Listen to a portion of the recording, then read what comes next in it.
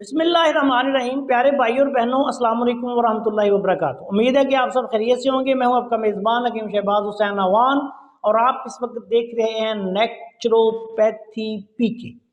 آج کی اس مختصر سی ویڈیو میں آپ کی خدمت میں پیشاب کی بندش کا آسان سا نسخہ بیان کرنے جا رہا ہوں۔ پیشاب بند ہونے کے بہت سے اسباب ہوتے ہیں۔ پیشاب بند ہو جائے، سوزاک ہو، پیشاب کی نالی میں کوئی زخم پیپ ہو جائے، یا پروسٹیٹ گلینڈ یعنی مثانے کے غدود بڑھنے کی وجہ سے پیشاب بند ہو، تو یہ نسخہ بہت اچھا ہے۔ اس میں آپ نے صرف 3 چیزیں لینی ہیں۔ زیرہ سفید آپ نے لینا ہے 5 تولہ، کلمی شورا اصلی لینا ہے 5 تولہ، اور کشتہ حجر الیہود کسی بھی کمپنی کا بنا ہوا لے لیں، کشتہ حجر الیہود یہ آپ نے لینا ہے 2.5 تولہ۔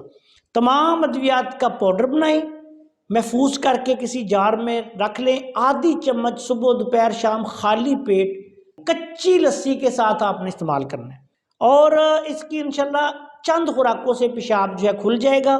مسلسل استعمال سے پروسٹیٹ گلینڈ اور سوزاک وغیرہ، پیشاب کی جلن، دوسرے مسائل بھی ختم ہو جائیں گے۔ استعمال کے دوران تمام گرم چیزوں سے پرہیز رکھیں۔ السلام علیکم ورحمۃ اللہ وبرکاتہ۔